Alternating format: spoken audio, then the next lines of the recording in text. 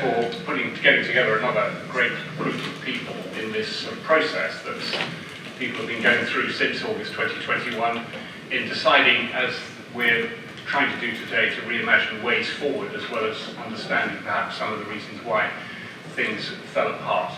I'm delighted to introduce John Sopko. I may say, working as a reporter in Afghanistan, the SIGAR reports, he'll need no introduction to people in this room, that the Special Investigator General of Afghanistan Reconstruction was set up by Congress more than a decade ago to look into waste, fraud and abuse in American contracting in Afghanistan.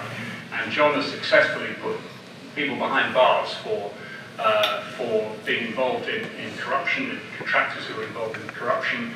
And I remember of reading his reports as a reporter. We would always pull out, the headlines. And I think my favourite news story that we got from one of the SIGAR reports was a GPS coordinate for a school that had been signed off by USAID that was actually in the middle of a lake. Clearly did not exist. So some of the sort of appalling things that we know about that happened over the years, but John Sopko and his organisation have tracked them.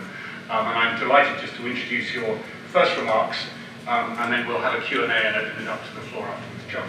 Well, thank you very much, David, and Doug, thank you very much, too, for inviting me today. It is a pleasure to be here, and I was not, no one had to twist my arm to stay, because I think this is a useful event, and I'm very happy that you're doing it.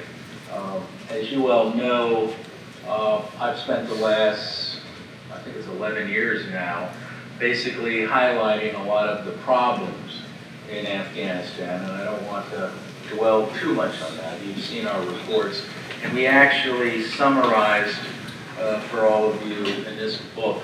It summarizes about 1,200 pages of reports. These are based upon the 12 lessons learned reports, and of course you can get the full reports on our website if you need them. Really, I wanted, before I really go further, if you can indulge me in just one report I would like to read a few portions of.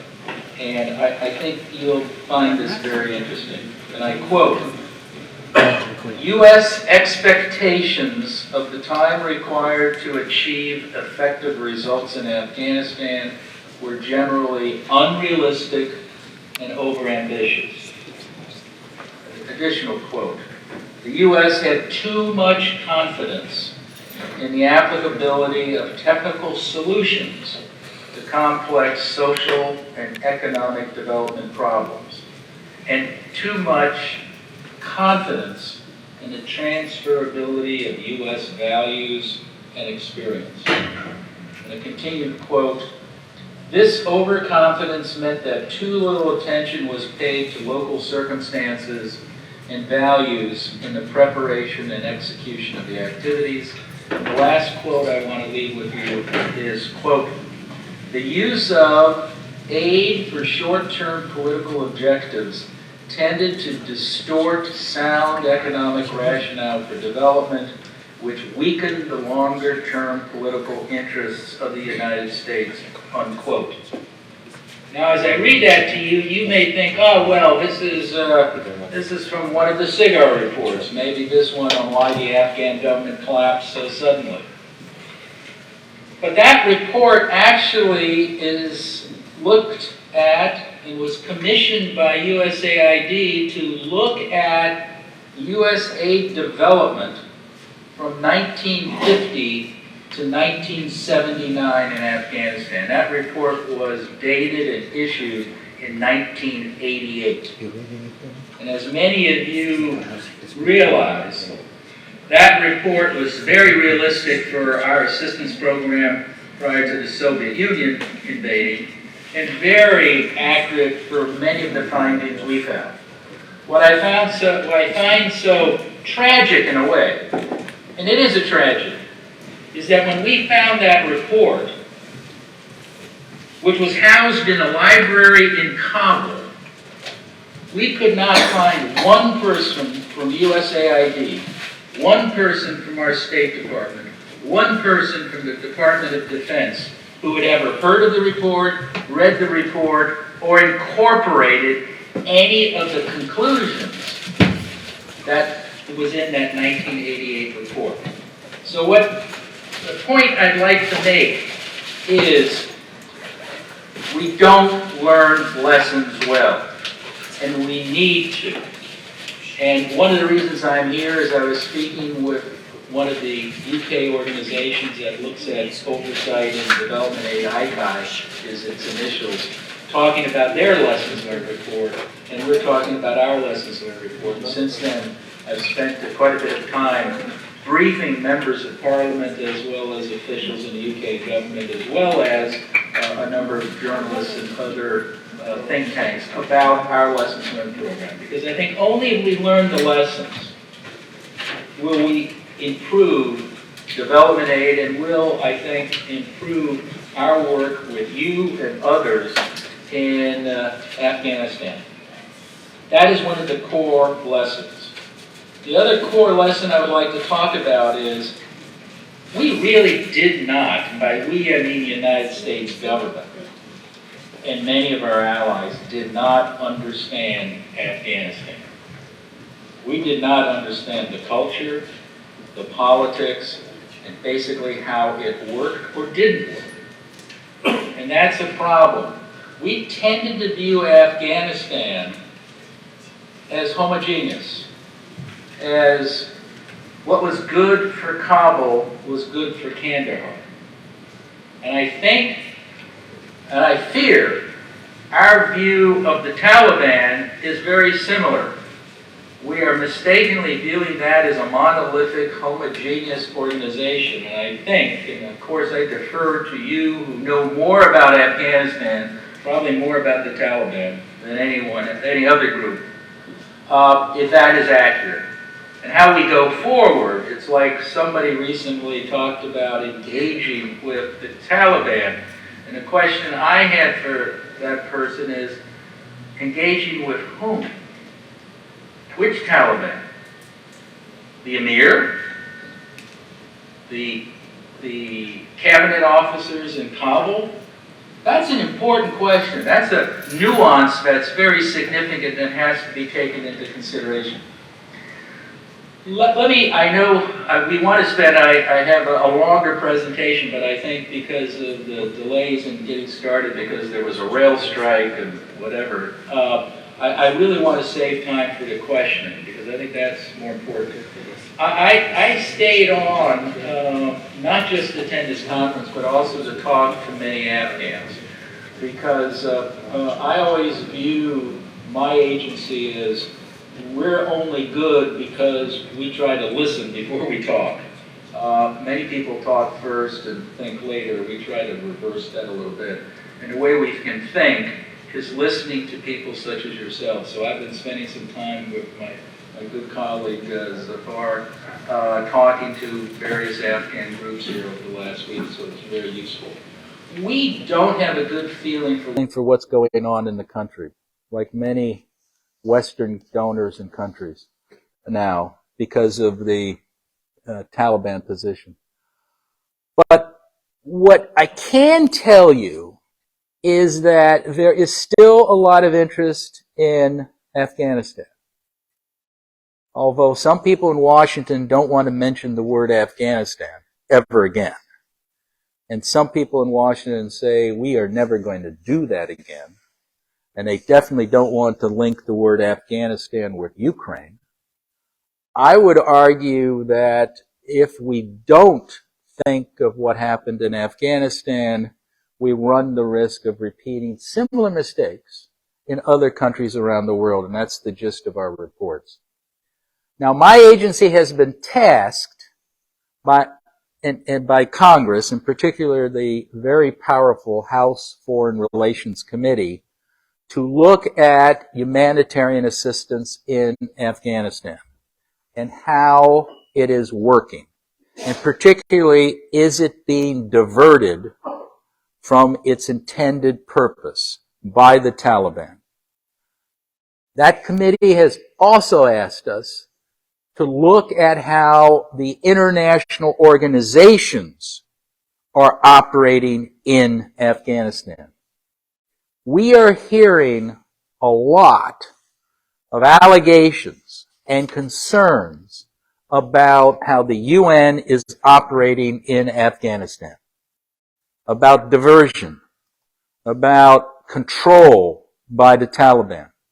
And why this is significant is because a lot of congressmen are torn with this conundrum between giving assistance to humanitarian assistance to Afghans who are suffering versus how much of that is going to a regime which we hate, we as the US government hate. And so they're very concerned and they're asking us to find that out. And I will say this to this audience here, we have just uncovered, as part of our response to the House Foreign Relations Committee, some really horrific information about problems with UN operations in Afghanistan. I can't divulge the details of that because we owe that information back to the House Foreign Relations Committee, which we have forwarded to them as of just a few days ago. But we will talk about it publicly once they decide to release it, as well as at the end of this quarterly report. Why is that important? Why is that important to you as you think of where do we go in Afghanistan? Is you have to keep in mind, although I'm not an Afghan expert, I spent over 25 years working in Washington, D.C. for very powerful senators and congressmen who are interested in countries such as Afghanistan and Ukraine and other areas around the world. These congressmen are asking questions. These congressmen are concerned because of, again, that conundrum, that dilemma, that tension between supporting the people of Afghanistan without supporting a government or regime we do not like. Now, in the past, we in the United States, just like many Western countries, have what we call held our nose and delivered assistance, humanitarian assistance to people around the world who live in governments, under governments that we hate. For example, North Korea, Syria, other places. We've done that. But there's this tension.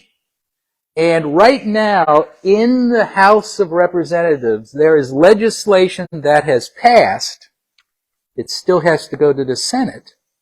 But that legislation would bar the Secretary of State and the aid administrator from giving any funds to Afghanistan if it directly went to the Taliban or indirectly went to the Taliban.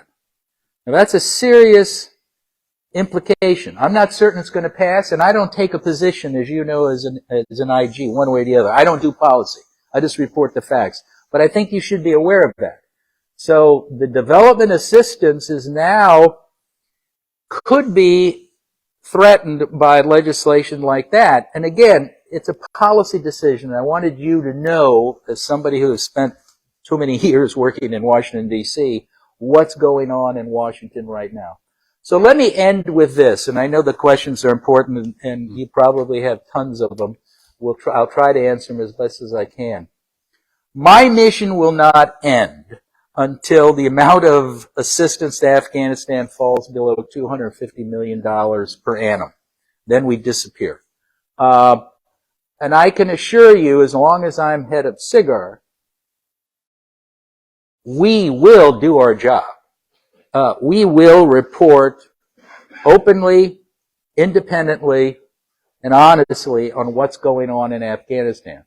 But we can only do our job if people such as yourselves and some of the networks you may have and colleagues you may have who will talk to us will continue talking to us privately or whatever way you want to do it about what's going on in Afghanistan. Because you help to tell the truth that allows us to tell the truth to Congress and the American people. So thank you very much. I'm sorry I droned on. Thanks, John. I want to ask questions about going forward, really, which is the focus of today. But I just want to ask one question first on the collapse and what your conclusions were on the collapse. And I was struck reading your report and this is the ANDSF collapse, not the government collapse, which is a slightly separate question. The collapse of Afghan security forces, you look at 8, you describe as systemic reasons for the collapse of the ANDSF. You describe some other short-term factors, which are, many of them are Afghan, the politicization, the Afghan government's failure to have a plan. We know the National Security Advisor over-interfered, the Afghan army's failure to reach sustainability milestones. But I'm struck in the systemic reasons for the collapse that there's only one that's Afghan, which is corruption. The others are all American. When you look back on it, I mean, if you're putting them in the scales, can you allocate blame between the US and the Afghan forces in terms of the collapse of those forces? You know, that's difficult, and the report goes into great detail on that. Our main focus as a U.S. government agency is to look at how the U.S. operates. So our main focus would be on problems that we had less than the internal corruption in Afghanistan. I think the point I would make, and I think our report does, is you have to know where you are working. And we did not really appreciate and understand how the Afghan culture and how the Afghan people and how Afghan politics and all of that worked. So we just gave money willy-nilly to people who listened to us and said the nice thing and spoke like us, spoke English, sounded like World Bank officials, and we just poured the money.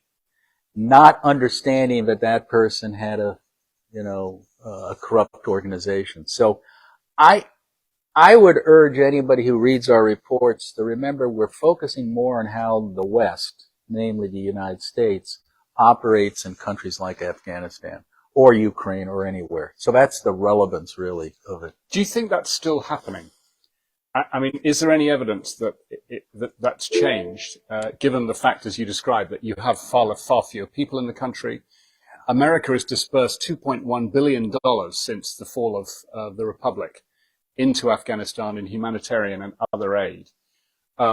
Agricultural programs, health programs. I mean, how can you track that, given the lack of visibility and given what we know about that you've described of America's incapacity to discover what's really going on? It is very difficult to do that. You hit the nail on the head. One way we do it is from talking to people, as some of the people who are in this audience. We talk off the record or whatever, and allows us to document that. But your initial question was, is it still going on? And I would have to say, particularly based upon what I've heard on this trip here to England, talking to many people, as well as what we have uncovered about the UN, I think we are going down the same road, making the same mistakes. We don't understand where we are. We're treating the Taliban as a humongous organization that you can trust. You know, I use the phrase of our former president Reagan, trust but verify. That's my job. And I think when you go in and you don't know what country you're in, you're assuming I used the joke, I said, we're not in Norway. I mean, for heaven's sakes, we're in Afghanistan. And Afghanistan was not the same as Iraq. I don't know how many generals and aid officials came in to me and said, well, we did this in Iraq and it worked there, so we're going to do it in Afghanistan. I thought, time out. Iraq is not the same as Afghanistan. I mean, have you thought there may be some differences? But we just pumped the money out. So my fear, to answer your question very quickly, is I'm afraid we're going to be doing the same thing and make the same mistakes unless we get in there and do some oversight, and unless we start asking tough questions, and unless we hold the international community, the NGO community, and our own government feet to the fire. Well, you can't can't do oversight and get in there and ask tough questions without a closer engagement with the de facto administration. Yes and no. No, we should be able to get access to people who are working on the ground for all those government organizations. We should be able, and I know some of you have probably followed in the news where I have testified to Congress about the lack of cooperation by my State Department and USAID, as well as World Bank, UN, etc., on getting access to records. No, they owe us the records. They are not above the law. We have a statutory duty to ferret out fraud, waste, and abuse. They have a responsibility to respond to our requests, and they have to live up to it. And I'm glad to say that Congress supports us on that, and we're starting to get more information from the agencies. But the important thing is to talk to the people on the ground, and and to do it in a safe manner, so those people on the ground who may be back in Afghanistan can report information back to us and to other channels safely. And that's the difficulty. Just one more from me, and then Sure. I'll take some questions from the floor. So put your hands up in a moment.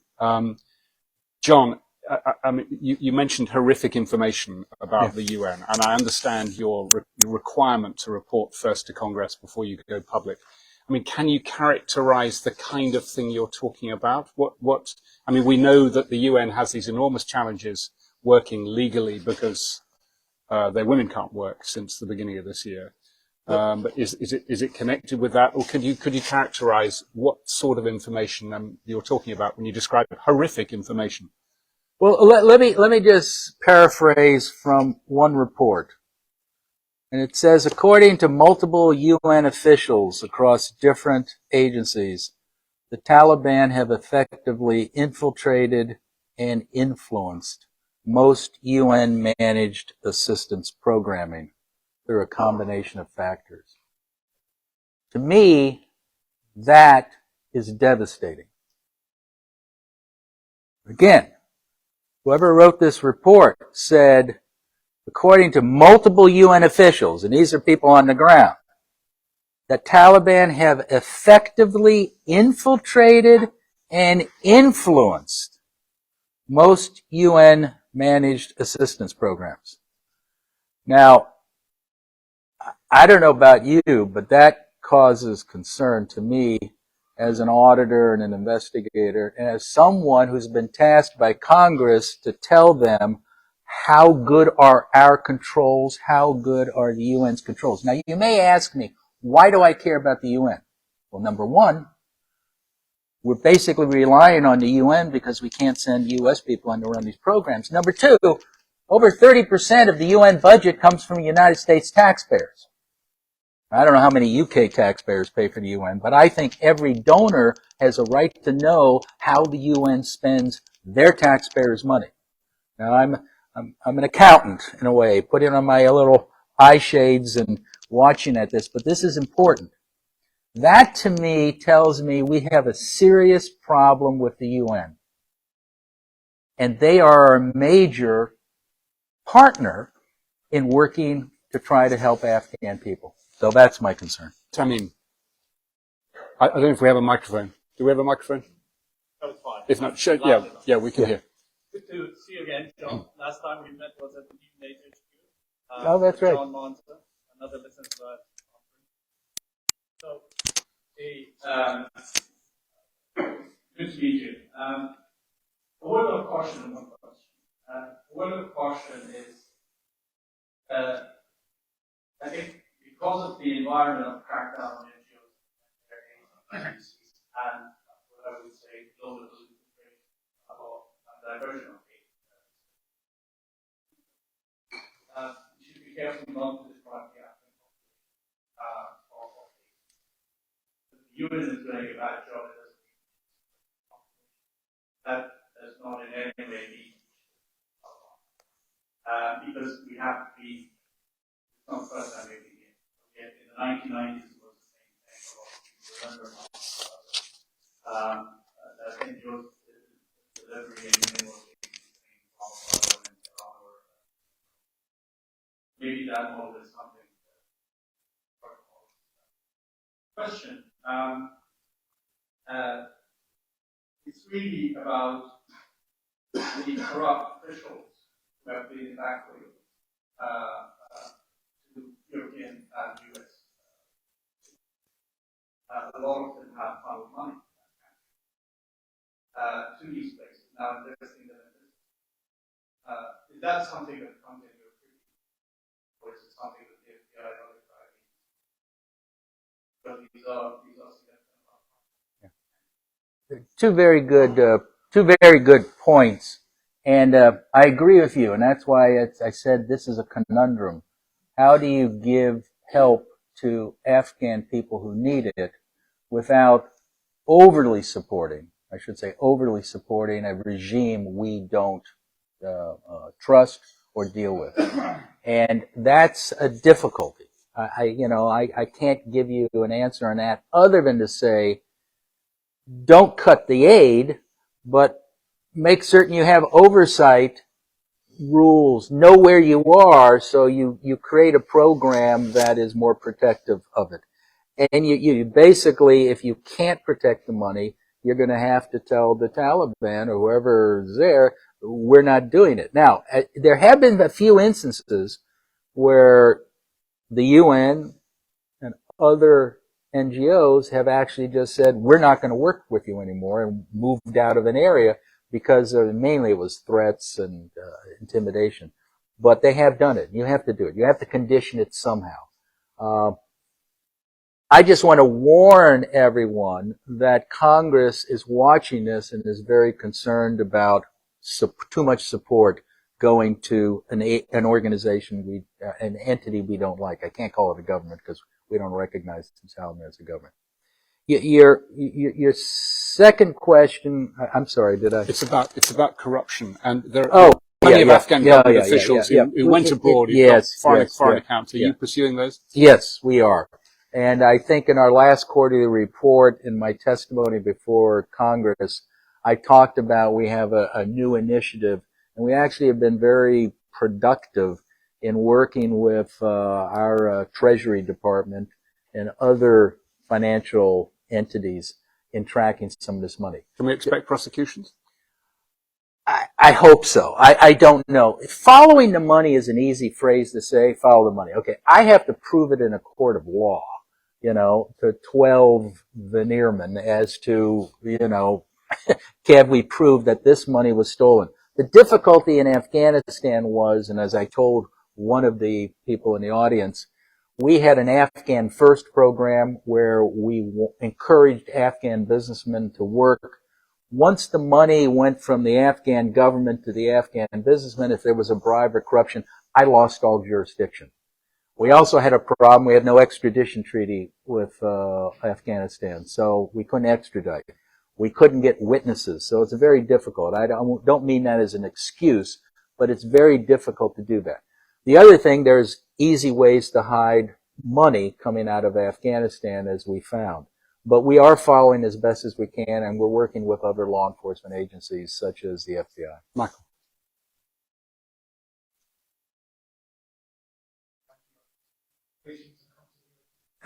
Given that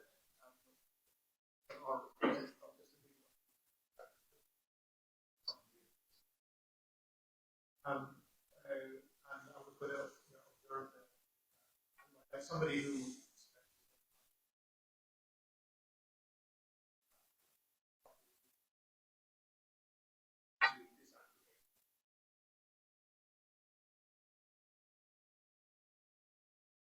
a little bit outside the US as well. I would want to mention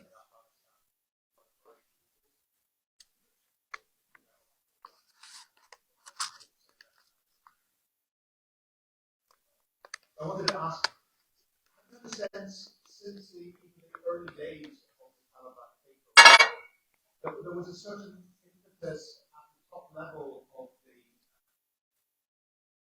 people who were like setting up the first donor company and run the early mission. So to say that we can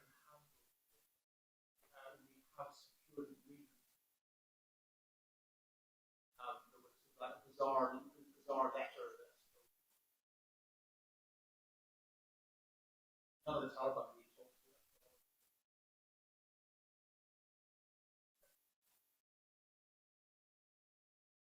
them. Sort of Chamberlain style. We have a letter where the Taliban have agreed things. Having used that to encourage donors with it, you get the impression that then there's not just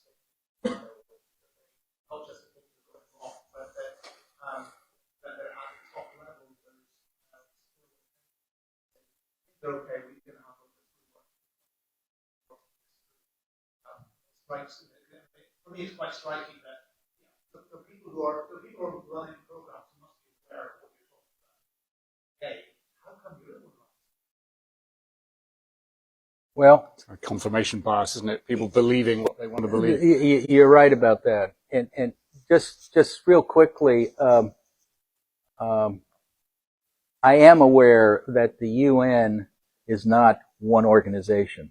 And I think that's one of the problems when we have been told by a number of people that the UN doesn't know, the right hand doesn't know what the left hand is doing. So when we talk about allegations against the UN, we're lumping it all together. And I don't know if any of you have ever tried to work with the UN or even to go into their offices in New York.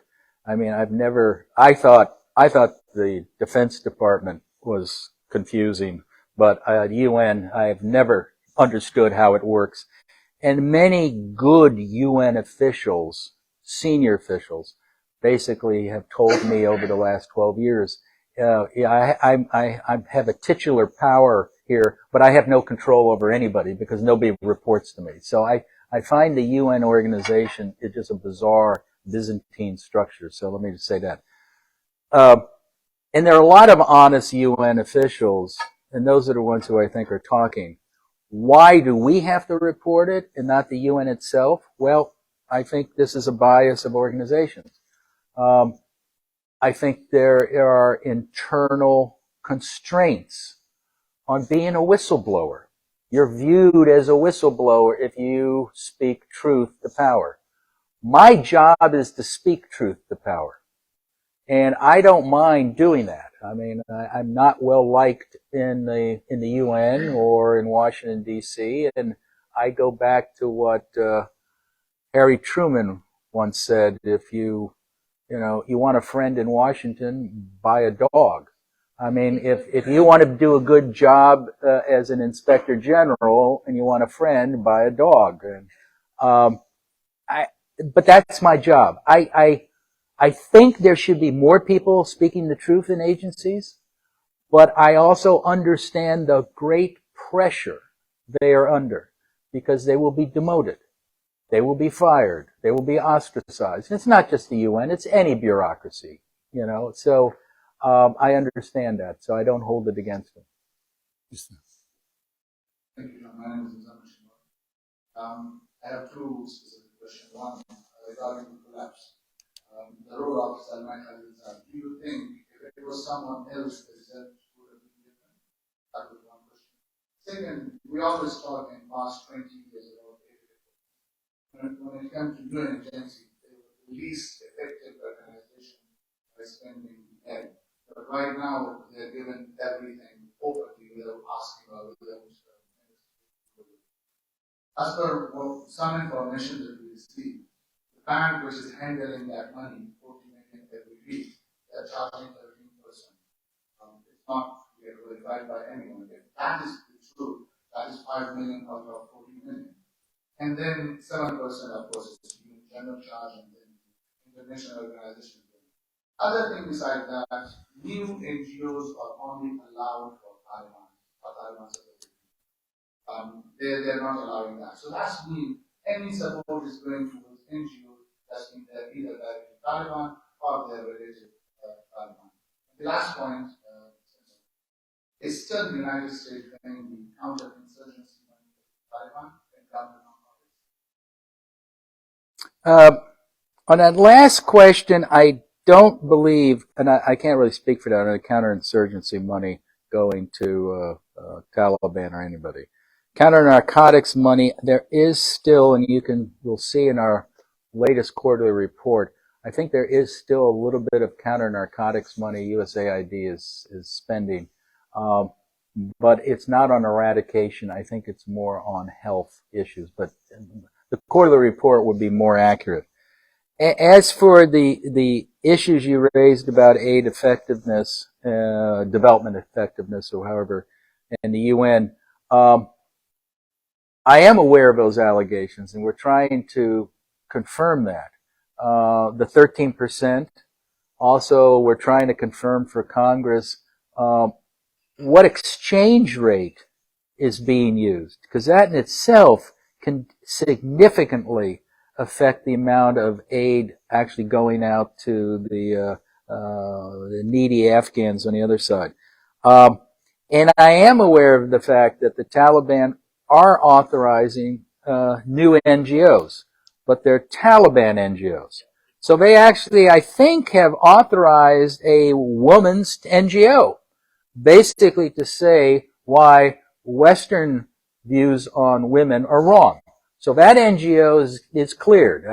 Now, I don't know if they're getting international assistance. That would be ironic that they're getting UN money. But, you got me thinking. I think we're going to try to look into that. So they have created NGOs that are basically, we would view, Western views, my views, would be antithetical to our views on women's rights. And he asked, would it have made a difference if somebody other than Zalmay Khalilzad had been the negotiator? Oh, you really do want me to get fired. He's not in office anymore. Oh, he isn't. I'm gonna pass on that one. Let's just say everybody in this room knows the answer to that. Okay, yeah, let's do that. I'll let him answer that question for John. you. Hey, Johnny Lloyd from Gold from Afghanistan. I'm scared that the headlines were on Congress. The headline were on I consider my what's going on with the UN. What I'd like to hear is, given any country that we've ever provided aid to, we know that there are various ways to siphon that aid on off. The question is it happening more so in Afghanistan than other places, or less so than more? We got to moderate the information. You just can't say bad stuff is happening. It's on Congress won't react to that. One is worse than, better than, or about the same in any other country. And two, what are the best practices that we're aware of to mitigate? We're never going to prevent that from happening. And all those best practices being followed or not. That's the sort of data that Congress needs, not just the information. Yeah, we're not there yet. And the reason we're not there yet is we've had a total lack of cooperation officially from state, aid, and the UN. We're at the beginning point. The first way to determine, to answer your question about how to build protections to it, come up with best practices, you got to find out what the current practices are.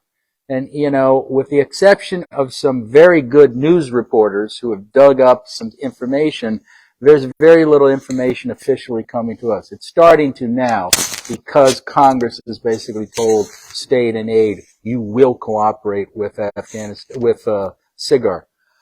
I agree with you. I mean, the headline should really be, this is how UN is operating. And the headline should be, the UN has incorporated these controls and has this mechanism in place, this reporting mechanism back from the field, saying if there's this problem, this problem, this problem, they will do something. We haven't seen that yet. I hope to God they have a program like that. And, I know the ambassador who currently is running the program for the UN. I know the former ambassador, Deb Lyons, who used to be the Canadian ambassador. She was a vigorous anti-corruption proponent when she was in Kabul. I'm certain they would like to have that, but we don't know. All I know is the reports we're getting, if these reports, which we have no reason to doubt, because they're coming from independent observers, are true, and you say the Taliban have infiltrated. Now, I don't know if that's, when we give assistance in North Korea, it may be just as bad. I don't know. But at least we know the facts to make the decision. Sometimes, like I say, you hold your nose and you give the money because the people on the other side are so desperate.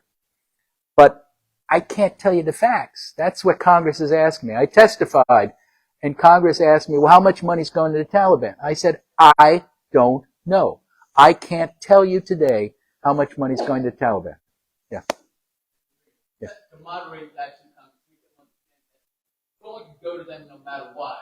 It's just how much you're trying to get at. Yes. That's the point. That's my concern about the unemployment. If the headline is money's going to Congress, they say cut it off. And they have no idea what they're talking about. They haven't spent a minute on the ground in those person's shoes trying to do that really tough mission under that terrible regime to deliver aid to those people who need it.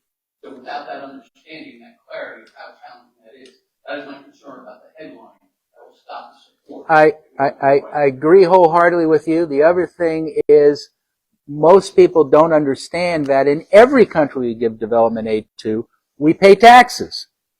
We also pay licensing fees. And we did this with the prior Afghan government. So when you talk about direct or indirect support, and again, we were not consulted about the legislation beforehand. I mean, if asked, we would have told them, well, just remember, we do this in every country. And the question, again, goes back to how much is being diverted. And I think particularly the other thing is the Taliban themselves have not done themselves a good, anything good by the way they are treating women, former Afghan soldiers and police and officials, and the way they're treating journalists, both Western journalists and Afghan journalists. So, I mean, they're not making friends anywhere in Washington right now. And with that, John, I really appreciate what you've been, the time you've spent with us and the frank ways you've shared your information with us. And I just ask everybody to thank John in the traditional fashion.